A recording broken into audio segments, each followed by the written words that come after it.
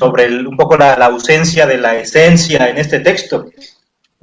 Yo no la veo, yo no, o sea, no, a mí no me brinca el que no se hable de la esencia en este texto, porque para Zubiri, es el libro que le dedicó pues 5 años antes de este curso al tema, y para Zubiri la esencia es una esencia física, es decir, es la constitución de las cosas, él dice algo así como son las notas, es el subsistema de notas constitutivas de una cosa, que hacen que la determinan a hacer lo que es.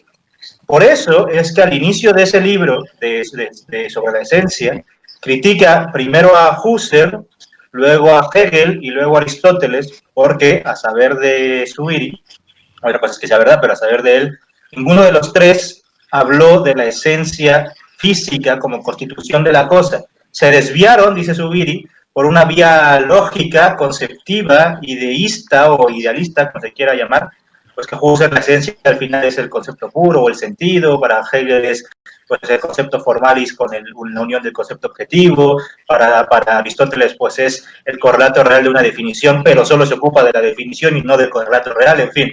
En cambio, para Zubiri es su sistema de notas constitutivas que determina a la cosa hacer lo que es, a la realidad hacer esta realidad y no otra. Y por eso los ejemplos que suele poner Zubiri en ese libro suelen ser de ciencia, no solo, pero también, y concretamente de la genética, que está muy en boga en ese momento, que está descubriendo, un poco antes se acababa de descubrir lo de la doble hélice por Crick y Watson, y bueno, se sabe que hay un subsistema de notas, que es el genoma, que determina pues a que el genotipo determina el fenotipo, etcétera, ¿no? Entonces, pues hubiera a hablar, poner el ejemplo del albino, etcétera. ¿Por qué el albino está determinado a ser blanco, albus, ¿no? Pues porque hay un cierto fenotipo que, entonces la esencia es una esencia física. Se puede tematizar metafísicamente como, bueno, pues con independencia de saber si es este alveolo o aquel genoma o el que sea, con independencia de eso se puede tematizar metafísicamente diciendo que es el subsistema de notas constitutivas que en cada caso determina a cada cosa, a cada realidad en cada caso, y ya está.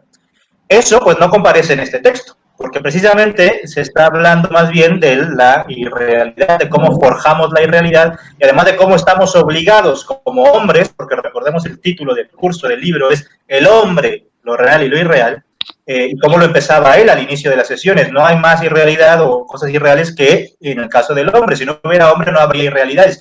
Claro, porque aquí se está tratando de cómo forjamos irrealidades y cómo tenemos sí o sí que que es lo que veremos en la siguiente sesión, sí o sí que para poder andar en la realidad, pues tenemos que hacer el rodeo por la irrealidad, porque siempre pues estamos creando conceptos, ideas, dictos y lo que sea.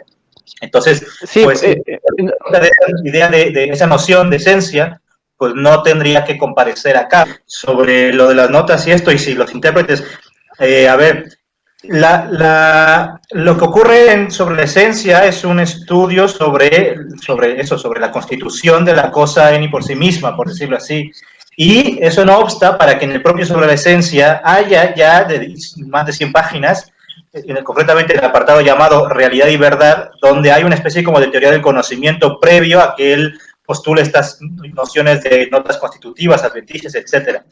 Lo que hace 20 años después en Inteligencia Sentiente es tratar otro tema, el cómo aprendemos las cosas.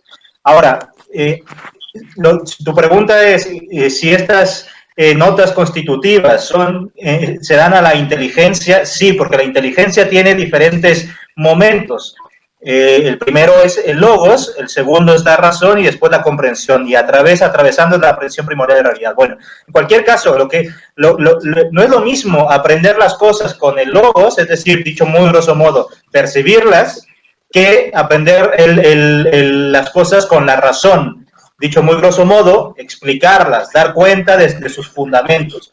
Bueno, pues si nos ponemos así, y también, insisto, muy grosso modo y en 2 minutos, el tratado de sobre la esencia sería un tratado hecho con la razón sentiente, no con el logos sentiente. Lo que se está haciendo en este texto que estamos revisando aquí, El hombre, lo real y lo irreal, es más bien, dicho así, una descripción de hechos, dicho fenomenológicamente, es decir, se estaría haciendo con el logos, pero sobre la esencia se estaría haciendo con la razón.